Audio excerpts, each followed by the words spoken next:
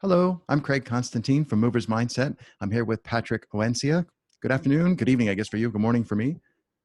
Good. It's actually good evening. Yeah. Good evening. How are you today? Very great. How are you? I'm good, busy. It's kind of early morning for me, so I'm just like drinking my second cup of coffee. So let's just dive right in. Patrick Oancia was born in Hong Kong and traveled the world throughout his childhood, living in Asia, North America, and Europe. He's currently based between Europe and Asia. He is the founder of Para Impacto, Baseworks, and Yoga Yaya, or Yoga Jaya. How do you say that? Mhm. Jaya, You're good. Hard or J, Yoga Jaya. Yeah. Patrick's goal is to coordinate science, movement practice, and philosophy to promote self awareness and a greater coexistence with the environment. So, I already said, welcome, Patrick. Thank Um, you. I like to start with pretty much the same question each time, which Mhm. is thinking back to your childhood, what Yes. role did movement play for you as you were growing up? Yeah. That's there was multiple different variables on that one. As long as I can remember, I felt that one of the main things that movement provided for me was a bit of a neutralization or a harmonization of a lot of Mhm. uh, fired up energy. So, Energies. and if I was able to direct that through some sort of movement, whether that would just be kind of playing as a kid or doing something more active and focused, such as a sport, um, it offered me a kind of a calm composure, which at the end of it was not only a way for me to calm down, but a way for me to actually better address other various different things that I was doing in my life that were not related to movement. And as long as I can remember, I can really remember that being a very vivid Mm. memory. Touch pointers.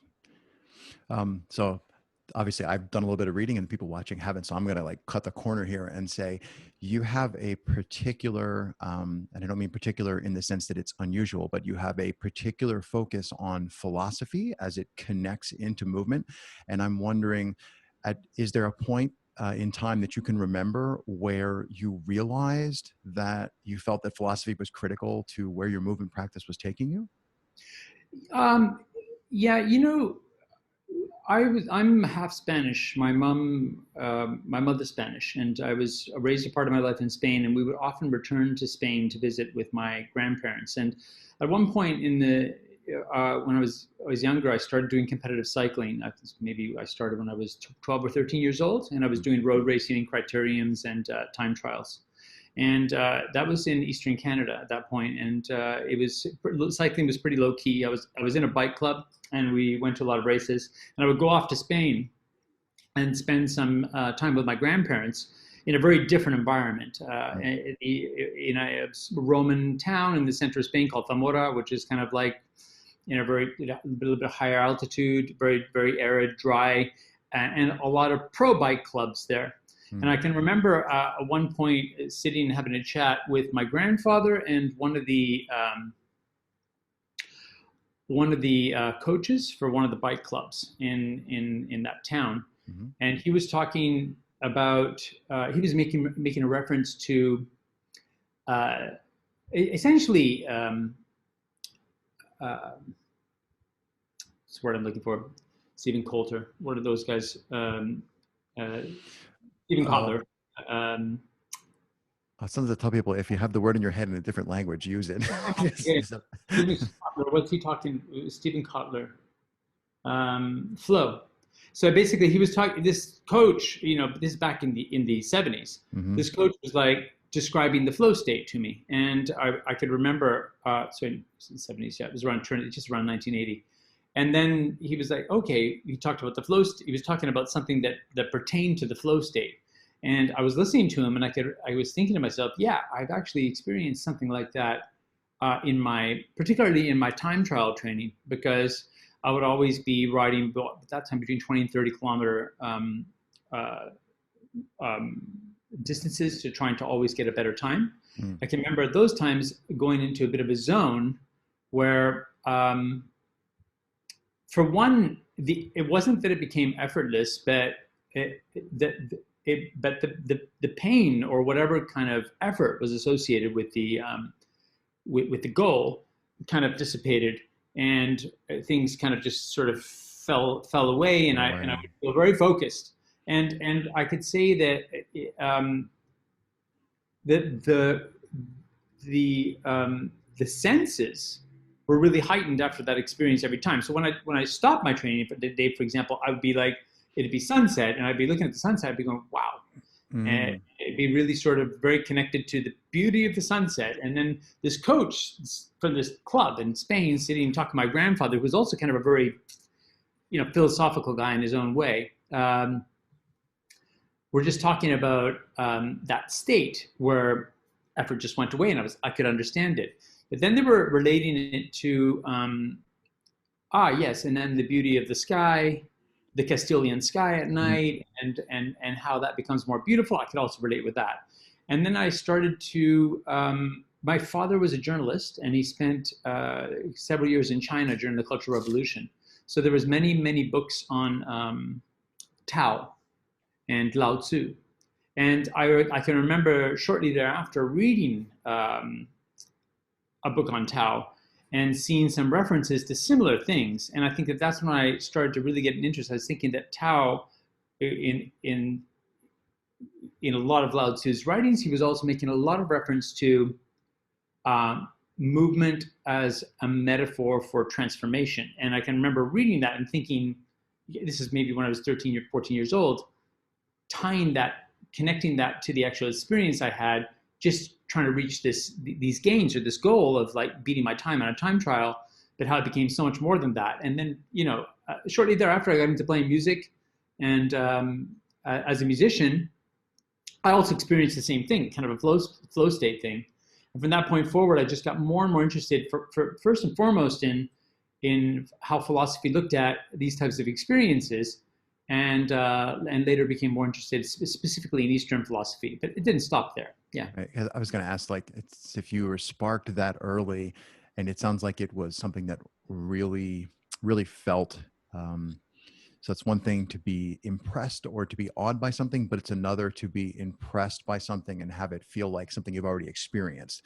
And I'm thinking that seems like it stuck with you continuously, or did you have periods where you, I hate to say lost it, but periods where you went away and then had to come back to it, or was it just became a touch point for the rest of your journey?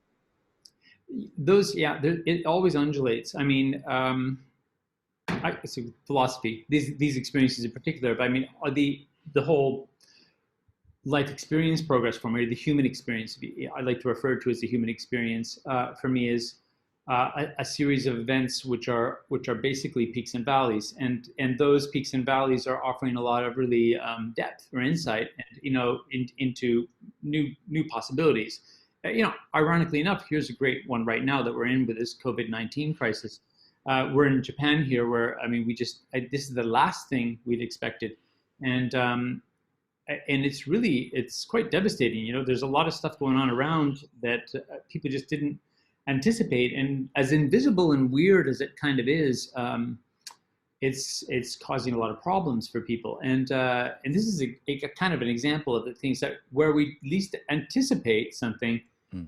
Here we're given the opportunity to recalibrate, and that recalibration is something that's always been very exciting for me. And I could say in my own personal philosophy, some people, people that have worked with me, and also some of the teachers that I've trained over the years in my method, and also in yoga, and people I've worked with in martial arts, when I explained to them that what it really exhilarated me in my own progress was hitting the wall, and having to pick myself back up.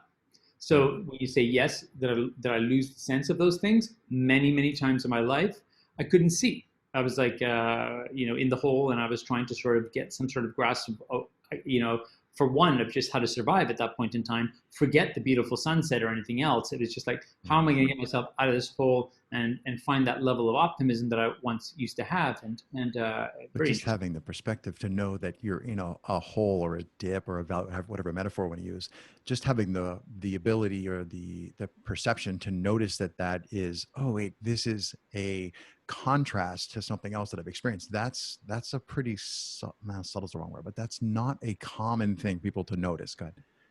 Well, Craig, I have to be honest. I mean, I didn't always. I mean, it depended on how deep the hole was, and at times, I was really. I had to also get to the point where it's like, oh yeah, I'm just in a fucking hole. I can just, yeah, and then it's just a process. But I mean, yeah, as long as long as I can remember, it's like the biggest transformations or the most powerful realizations that I've had have not been from the achieving the goals in succeeding. I would consider the goals having achieved the goals would have been getting into the rut, as Seth Godin would sometimes Right. reference to, and being able to see that it's either time for transformation or time for some major recalibration or change. Mm. And yeah. Do you think that? So I, I'm. I mentioned Seth. I mentioned Seth Godin just for listeners out there, just because that's where Craig and I met in That's good. Well, that's why I Seth was pausing. I'm like, Godin. do we want to go? How do we know each other, or do we want to go on with that? I was gonna ask if I'm personally interested in travel. So in this, so I'm in the United States. I'm on the East Coast, and I'm gonna say three-quarters of the people that I know, and I think the percentage is higher. I happen to have a large number of people who are friends of mine who do parkour, but say three-quarters of the people I know don't travel much at all. Um, I would say half of the people I know don't even have a passport. So it's like they wouldn't ever really go anywhere. And I have people in my family, my extended family that I've talked to, and they're like, why would I want to travel? Like, you know, and I think that traveling really, I don't want to say it broadens your horizons, but it really makes you realize the preconceived notions you have about just life in general. And I'm wondering if you have any thoughts. So you were basically forced to travel, like in a good way, that your upbringing was just you're going to be traveling. And I'm wondering if you have any thoughts on for people who aren't in that type of environment where travel is just, yeah, that's what we do.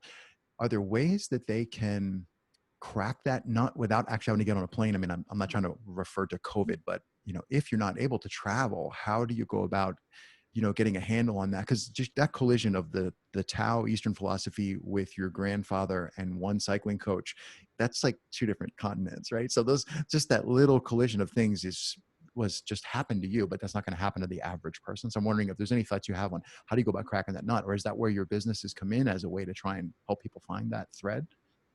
Yeah, I think there's lots of opportunities for it without having to go anywhere. It's just how you look at the qualities of the interactions that you have, for example, with Mm. people, or what you do in life. So I think it was so another person. I don't know why these people's names are It's slipping my mind today. Please call Uh, that. just a second. Yeah, British philosopher. Um, it's going to be easy enough. Yeah, here we go. He comes up first. Um, let's see. I'm sorry. Yeah, Alan Watts. So Oh, Alan Watts made a very good analogy of this in one of his really old, I guess you would call it. He was doing lots of inspirational video lectures. yeah. So for people to check these out, you can see them on YouTube. Alan Watts was describing a monotony, and he was like, well, let's take the example of a bus driver. A bus driver who is just completely bored and trapped in this reality of monotony is looking at his job in a way where it's the same thing over and over again every day, and he's trapped. Whereby the perspective that we impose onto that can completely change the perceived reality.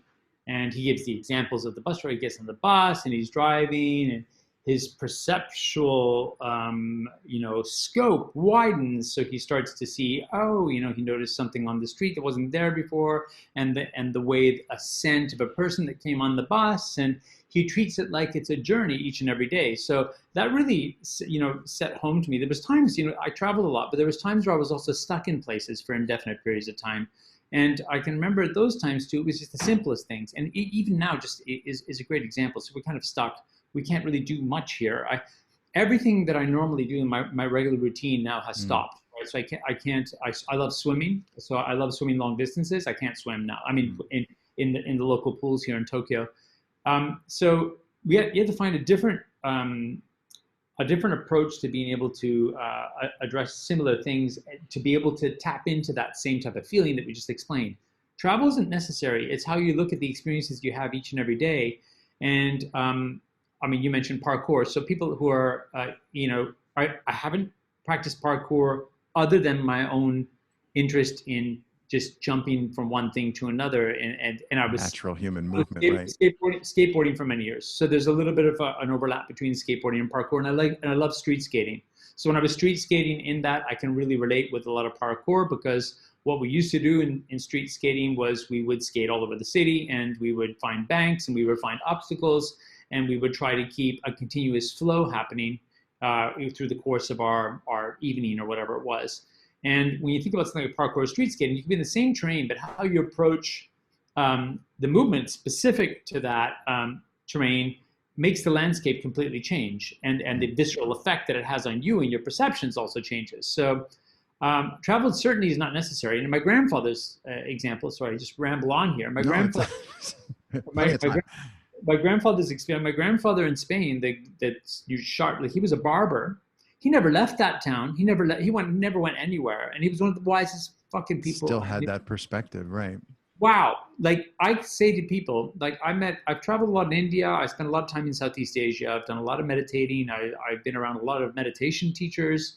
I've been around a lot of philosophers, and I still think to this day, my grandfather was the most profound, person to give me very simple messages that I've ever met at this point in my life. And the thing is, his life was very simple.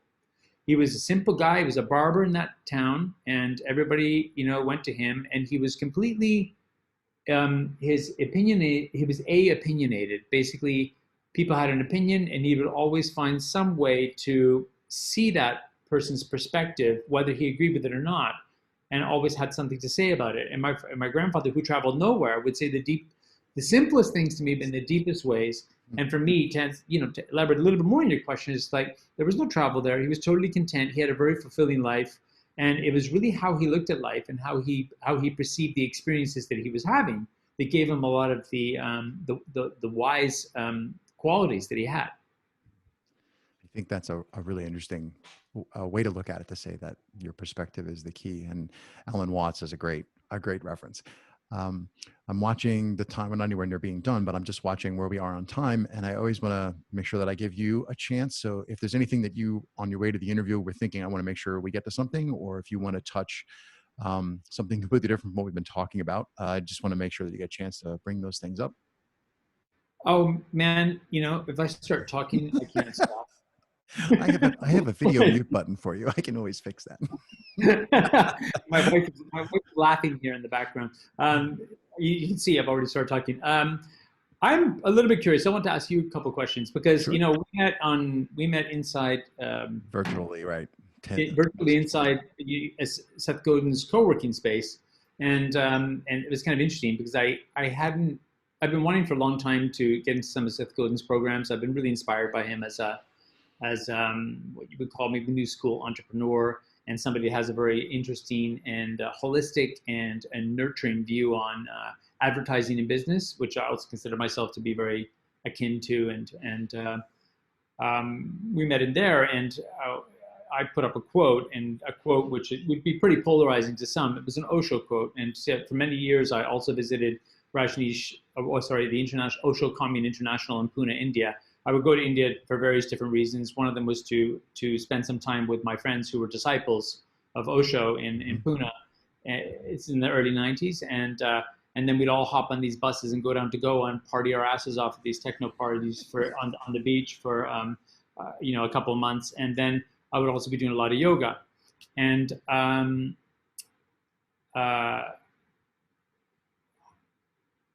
you liked that quote.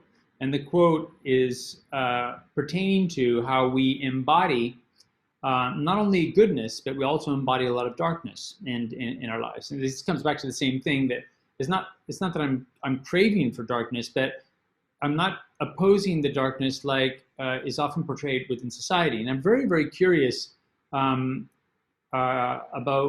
why you like that, for one. I'm also curious about what you're doing with Mover's Mindset and and some of the philosophy that's behind it. I don't recall the exact quote off the top of my head, and I'm tempted to like flip windows and go hunt for it, but I don't want to crash the call. So I'll just put it in the show notes. Yeah. yeah, I mean, I know we can dig it in for the show notes, but I would love to have the specific quote so I could call back my train of thought. But my guess would be in the last let's say 6 months, so like starting in the fall, I have been particularly interested in seasons. And it's funny how, um, the confirmation bias crops up. So as soon as you start doing that, then you notice it everywhere. And I was just on a video interview with somebody who brought up a guy named Sebastian Foucault's. He talks a lot about ages of training, or a season of root, season of fire, season of water, season of air. And it was just like, oh, there's the seasons thing again that somebody brought up randomly in a podcast. And so the quote that you're recalling, just in the third hand version of it here in my head, reminds me of like the cycles and the seasons aspect of it. And I've been saying for as long as I can remember, the place that I live in Pennsylvania, we have 4 real seasons. Like spring is green, summer is hot, winter it snows 3 feet, like except for this year. And I love that there's always that seasonal change, and that you can really enjoy, like I enjoy it's really cold, and then I enjoy, oh, it's really hot. So I'm really drawn to that cycling seasonal part of it. And over the past few years, I've been reading more and more about Stoicism, and the idea of, um, I'm really not great at pulling quotes out of my head, but Epictetus says something to the effect of avoiding making presumptions because you don't know the story behind the other person's life, which reminds me exactly what you were saying about your grandfather, like thinking about something someone says and then like, well, rather than attacking the messenger or speaking in an attempt to refute what they've said, to try that idea on, and like, walk with that person in the idea and see what that idea is like. I'm a strong believer, for like as long as I can remember, about you should, like a wise person is someone who can entertain an idea without accepting it, so that you can actually think about something. So that's, without actually looking at the quote and going, oh yes, I remember exactly, my instinct is to say what you posted like fell into that train of thought in my confirmation bias. um, so that's my answer to that first part. And then for movers mindset, there's obviously like a really long story about how this all started, but what I have come to realize is the philosophical aspect of developing yourself was something that I hadn't done in the beginning. So I started like in my early life journey, there was a lot of physical movement in like soccer and bicycling. And I did a couple of, crits, and like bicycling was never my cup of tea, but I did a bit of it. And I was always kind of, I'm going to say, bashing. So for me, physical activity was something that I just went straight into, and there never was any like circumspection to it, or not even anything like long-term planning, like, how do I get better?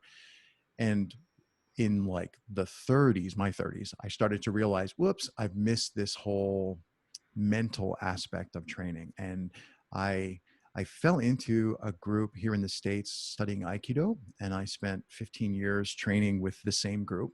And it's one of those things where you have no idea what you're falling into when you start, but I kept going because my friends were going, and I liked the people I was training with, and I liked my teacher. And it was like an on-ramp. It was a lot of, Aikido is, for people who are listening, Aikido is known for being, um, very cooperative. So it's known for not being a realistic combat type of practice. And my teacher was pretty much the exact opposite of that. So his Japanese teacher who taught him in Philly was a very combat oriented guy. So my teacher's style of Aikido was this beautiful blending of, key practice and breathing meditation and the traditional, what people think of when they think of Aikido, combined with 100%, compact, like the randori, the random practice in Aikido. The randori was basically full strength, kind of thing. And I continued on that for years, and it just perfectly matched my need to transition from the bashing mode to the thinking mode, as my teacher, aged 15 years over the course of his training. And it was just like one of those, like, wow, that really worked out for me. And I've always had a lifelong love of reading. So the more I've been reading, I've been drawn to that philosophical side of it. So Movers Mindset started as me just running into people and having cool conversations in parkour circles. And then people saying, literally, you should record that. I would have listened to that conversation as a podcast. And then I realized, you know what, I should probably take this philosophical thing I'm interested in and back it into and make Movers Mindset a vehicle for that. So I'm these days using Movers Mindset, the project, to explore the philosophy that I think a lot of people are missing from their physical training. And at this point, I don't have like an overarching big project. I'm more thinking I'm just going to go talk to, I don't know, 150 people so far.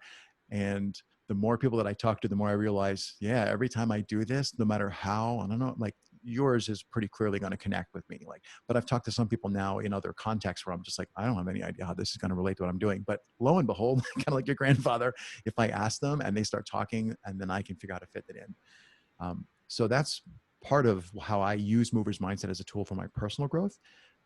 But I'm working on trying to project some specific tools. So I use 3 words as a tool in the audio podcasts. So I went with some of my partners on the project. I went to great lengths to come up with 3 words that we use. And one of the key words, the 3 words are discovery, reflection, and efficacy. And the Cool. efficacy word I really like because it's not a common word in English and not everybody knows what it means. And those who do go, wow, I don't use that word very much. And I really am adamant about reality being is the ultimate arbiter of truth, or the ultimate source of truth. So if you study a martial art but you don't do the cage fighting, or if write but you never let anyone see your writing, to me I'm like, I think you're missing a piece there. So I'm also trying to, but I haven't yet accomplished this, I'm also trying to figure out how to use movers mindset as a way to actually teach people. But that's not currently what I'm doing. But that's where I think it's going. It's not that I want to run classes, but I would love to be able to have a trail of breadcrumbs for people who like show up on the first day and go, movers what, and they click and they go in and like, oh, and then like start here, like read this article and then watch that. I'd love to have that kind of thing happen someday, but I haven't gotten that far. So that's my long rambling. Is it that's really very interesting. Is it is there a lot of parkour enthusiasts in movers mindset, or is it a real mixed bag? I mean, I'm It's like new to the woven into community. the DNA. So the project started under a different name, and my whole journey of like just iterate and ship, that also kind of code developed as I was doing this movers mindset thing. So I started this whole movers mindset project it kind of started in 2015, and I was only collecting and sharing writing. And my original idea was to translate this stuff, to use like Google Translate. And then eventually I wanted to hire professional translators and just take someone who wouldn't normally get a platform, put that writing on the internet, because greatest tool ever, and make it available in multiple languages. And I was actually trying to work in the parkour space. It has multiple names, like in France they call it art du placement, and then different things in London. It's a whole broad family community. And that was my original goal. But then the more I did it, the more I realized that, right, I mean, I know writing is hard, but it's really hard to get other people to write for you. So then it just became like recorded Skype calls, and it turned into a podcast as a way to share the information. Wow. So it's been like a long journey, and it's tricky. I mean, you've created things like businesses and entities, so you understand. But I think the average person doesn't understand just how hard it is when you get lost in the soup of ideas. Like, I could do all these things, and then I have these people that I'm supposed to be like working with, and I can't. If I just give them a new idea every day, eventually they just go, "What are we doing?" So it's tough to bifurcate and have like a clear, high fidelity vision for the thing, so that everybody else can go, I know what we're doing and I know why we're doing it. And then also internally to be able to like, yeah, that's kind of artificial, but what I'm really doing is this melange of chaos down here. So that for me is a real current challenge. Just like, how do I make movers mindset have a clear vision for the people working on the project and for the people who get exposed to the project, but at the same time still have it be this organic, crazy mixture of things and random books and random places that I go for me, for my personal growth. So that's kind of where I am, trying to like figure out what to do with the project. It's very interesting. I have to say I've been struggling with the same thing in our Baseworks project, because it's Yeah, at least also. unpack that a little bit too. Like, Oh those yeah, are, so Baseworks is, I could call it a brand, but it's also a concept which I came up with based on, in part a lot had to do with a combination of both my physical practices and the contemplative practices that accompanied those physical practices, which allowed for me to go deeper into this perceptual mm-hmm. threshold that we've discussed a little bit today. So I didn't want to load it with, even though I'm very interested in philosophy, I didn't want to load it with philosophy. I wanted it to be a very practical, foundation-based concept, which points people towards initially the most fundamental things about health that can be dialed into, or that can be interwoven with the human experience. So I use movement as one, just because I've been moving my entire life. I've been, doing sports, physical activities, martial arts, meditation, yoga, working out, you name it. I mean, and it's something I'm still very, very active. But this, what you're talking about, having this kind of chaos, is something I'm also very interested in. But over time too, just because I've had some great scrutiny from both my business partner and my wife, both my business partners, but and their ability to hone it down and better define it has been very useful. Also to have us be able to create a platform on which people can better understand, the fundamental foundational aspects of what we're trying to do with it. So to describe what it is a little bit is we can say that Baseworks itself is, it could be called a lifestyle brand. And then we have the method, which is an approach to movement. And then Baseworks Practice is a structured application of the approach, which has 4 modules where we introduce a kind of a cyclical practice methodology, which focuses on various different movement patterns in combination with a lot of different aspects of movement, ranging from what we call full body distributed activation, which is a lot of isometric contractions in movement without a lot of momentum. So we're slowing the movements down. It's where that's very difficult, different for something, say, for example, like parkour, which is very much dependent on velocity, segmental displacement, momentum, so weight over center of gravity, and all these things that are very dynamic, a lot of kinetic energy. So in Baseworks, what we're trying to focus on first and foremost is unpacking the qualities of the movement and slowing everything down. Mind you, it's not.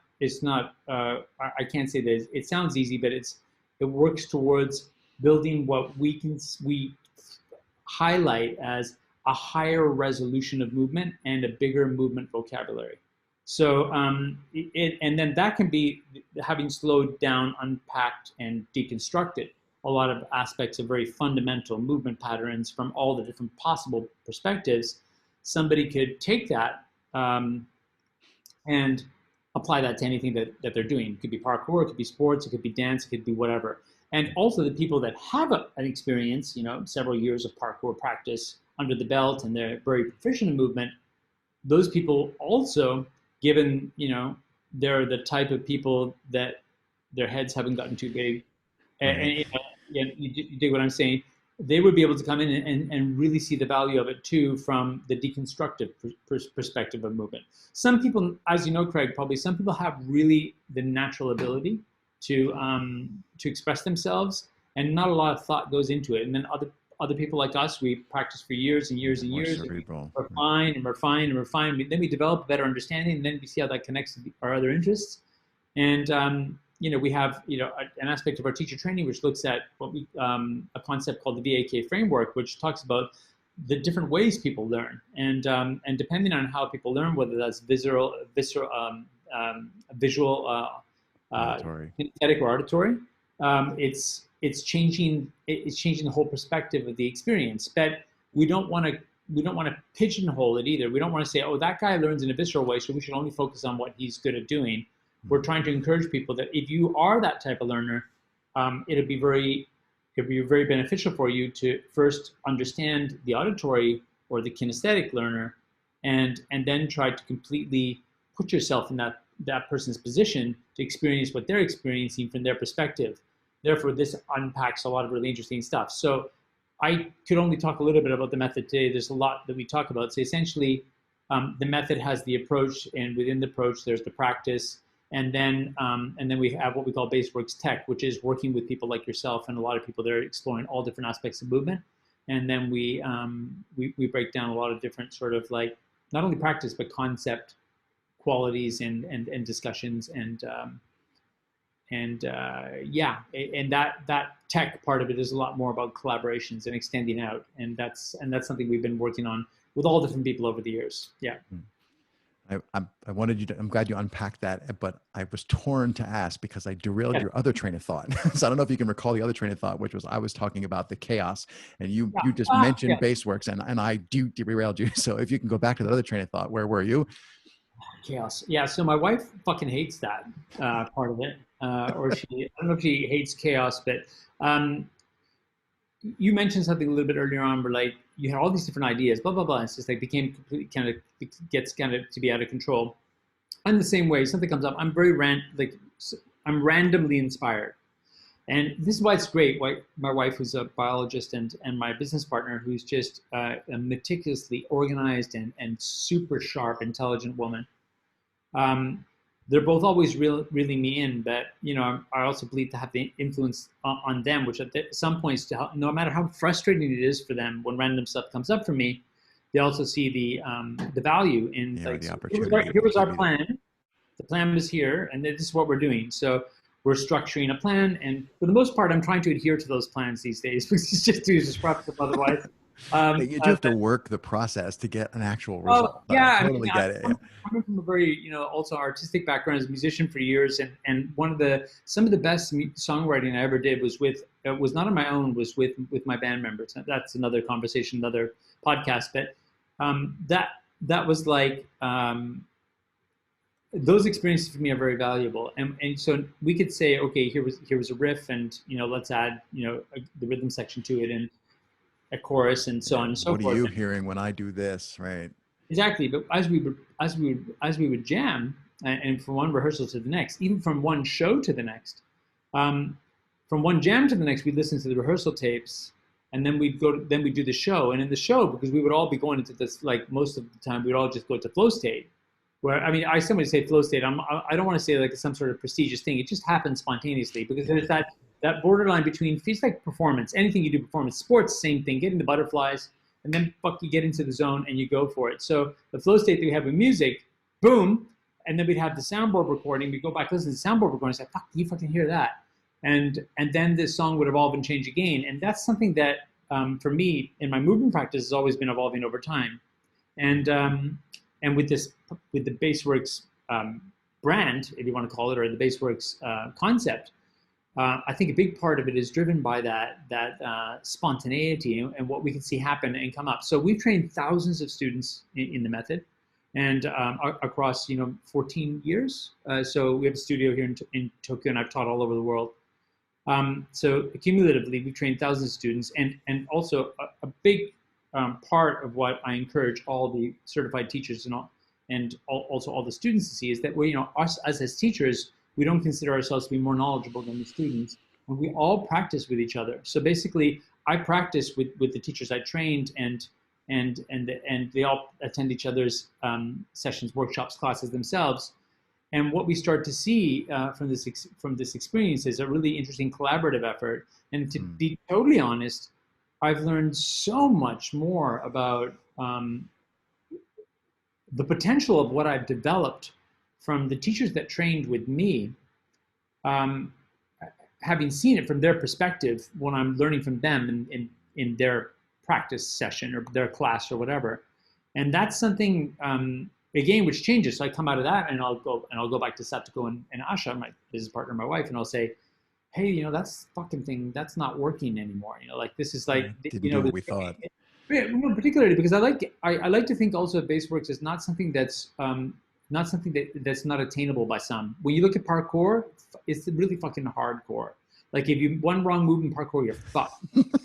And same with skateboarding. I know I speak from because I used to do a lot of half pipe skating, and I fucked myself up, like many times. And I really enjoyed it. And also competitive cycling, crashing in races. It's dangerous. So what we're doing, I don't want to introduce it as something that's dangerous. There's certain aspects of it where you can really push the limits with joint mobility, flexibility, motor control, balance, and strength.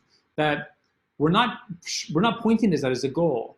What we're trying to focus on more than anything is how can we continue to explore or research what we're doing within the context of different body types and different perspectives. So that the people that come, so like the really beginner people that come to our studios, it's almost like This is those are the people that make me change everything, because I see the body type is different, change how they adhere to movement, how they adhere to the instructions. I think, fuck this. I was so convinced that this aspect of our method or of the approach or of the practice was so good, so effective. There was so much efficacy in that part of it. And I look at one student one day not being able to do one thing, and I think it's no longer fucking effective. No. And I tear it apart. I take it, and there's teachers. There's tons of teachers, and then we have to deconstruct, and they all get upset too. They're like, "Oh, this is the fucking method for years." Said, yeah, but no. But I mean, let's talk. Let's discuss it. In this situation, I saw this person do this, and well, how do you think? And then they'll say, yeah, they say, oh yeah, you know what?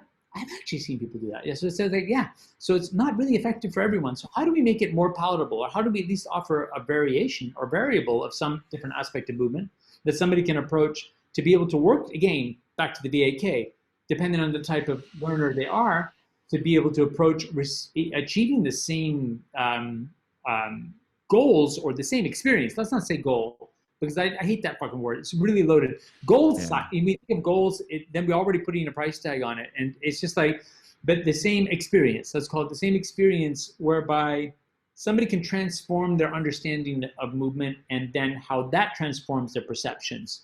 And then when I start to say things like this, I'm glad I'm talking to you, because we talk about perceptions, you're kind of excited and we're talking, it's fun. But sometimes I say to perceptions, oh, this movement practice can change your perceptions. I have people look at me like, it's like, what the fuck are you talking about? It's like, how can it change my perception? Yeah, no, like, show me how to do this. Right? Get healthy, And I'm like, yes, you get healthy. But the healthier you get, obviously, or the more you challenge the limits with health, that should be invoking something, right, in the neurology that's going to shift the way you think about something. How much, again, like you did Aikido, it opened up a lot of things too. The next thing you know, you're having chats with a group of parkour people, and they're telling you, "Fuck, you should write that down." Yeah. And it unfolds into some really interesting conversations. And there's definitely an aspect of the metaphor in my head is a bunch of empty buckets, and you have one golf ball every day, and you can put it in one of the buckets. So if you put them all in the physical training bucket, eventually they're really good at that. But eventually they're going to just fall out of the bucket, and it becomes boring. And it reminded me of, it's important that you have a restricted number of things that you're applying your attention to. Otherwise, you just like get nothing done. And I think there's a lot to be said for, all right, my journey was like the physical side of it first, and then later in life, I became interested in the mental part of it. And, everybody's going to have a different path through there, but I think the human experience is pretty, I don't want to say uniform, but everybody's going to kind of go through hopefully the same journey. Well, it's interesting what you said there, Craig, because there's one thing I'd like to explain is that it all sounds very random what I just said, but it actually isn't. For years, because of my proficiency in understanding movement from the perspective of an athlete, from the perspective of a yogi, from the perspective of martial artists, from the perspective of just my own interests in other different types of sports and physical practices and dance, it became very easy for me to adapt, change, play, and completely jam with people. That the conclusion that I came to after some period of time being a movement teacher is that structure was incredibly important. That's why I developed the approach with the method and the approach in Baseworks. It's structured till the cows come home. People are doing the same things, but we just did a series of interviews here at the studio. You can see behind us here. We interviewed 14 of our students, some of them teachers, some of them teacher trainers, some of them are regular students at the studio. And everybody was saying the same thing. Although there is an immense amount of structure which can be transferred from one session to the next session depending on the teacher, that each teacher has a very unique perspective on the structure. So that's something that I've always also tried to achieve, this chaos within the structure within chaos, is that I wanted to make something structured enough that people could go from A to Z in a learning pattern, but at the same time have some room for that person to have some space to be able to perceive it as something interesting for themselves. And I think we really accomplished doing that in the way that we train the teachers here so that they can keep an open mind. And we never discourage people. That's the other thing too. It's like all these years I had practicing yoga, martial arts, a lot of my teachers, and I'm talking about more strict approach to yoga. Like I was practicing yoga back in the 80s and 90s. So it was different than, like yoga now is you could go to a yoga studio and they would light fucking incense and like some place in your own yoga practice. Yeah, la la la la. But that wasn't my experience. I had these hardcore teachers that were very strict, and they were, and And they were always, although I really respected them, they were always saying, don't ever go do that other method. Don't ever do this, stick with this one. Whereas also, as much as I respected what they were telling me at that time, I never listened to them. So I was always doing a couple of different methods at once. But for me, it wasn't like some people. I understood what they were saying, that if people do too many things at once without focusing, Right. you're never going to get the depth of perception that's possible. So, but I wasn't like I could do a couple things at once, and so I'm Still go unique in deep. that way. But a lot of people are not. If people jump from one thing to the next, there's no potential for somebody to sink their teeth into Yeah. something. It's reality. And if there's one thing I could say on that, is that it's just that what I've tried to do with Baseworks is to develop a movement practice that is going to give somebody enough foundation and structure to be able to really dig their teeth into something, but at the same time open the doors for like multiple different possibilities. And that's been the heart of it. And that's where it becomes a little bit chaotic at times for people to understand conceptually in these conversations, and a struggle for myself and the team here to sometimes verbalize to people. So what are you fucking talking about? What is it, like Pilates? Like, what is it? It's like, no, we don't need to be like anything like that. It's Yeah. yeah. Anyway, yeah. No, I think that's a great perspective. I think you've accomplished a lot from what I understand, and doing a lot of good work. So I want to be mindful of your time. And I think, yeah, there's no reason this has to be our only conversation. We can always do another one. I'm very happy. And Yeah. I'm sure I'll see you over in the virtual co-working community for at least another 10 days that it's running. Yes. And I Is it will, 10 days only? yeah, it ends on April 18th, I believe. Okay. So, but we have our contact information. You and I will be in Yes. touch. Yeah, no, and I'll be sort of poking around a little bit in the movers mindset community too. No Um, rush. It's all cool. it's very very interesting talking to you. Thank you very much for inviting me to come on, Craig. Yeah, It really thank you for reaching out to me in response to my one simple like. And it's those, a lot of what they talk about in the communities, the akimbo communities, is that find the others. And if you come away with one new relationship from, and anything that you go to, whether it's an online community or a physical event, sometimes you feel like you have to collect everybody, and it's like, no, if you come away with one new deep connection, that's a super valuable thing. So well. I feel that that's what this is. It's yeah. it's amazing. Thank you so much, Craig. Yep. Really. Thank you for taking the time, and for making the schedule happen. We're almost literally on opposite sides of the globe, but it still worked out. So terrific. So let's call it there. And I will say thank you very much, Patrick, and enjoy the rest of your evening. Yeah, thank you, and enjoy the rest of your day. Bye.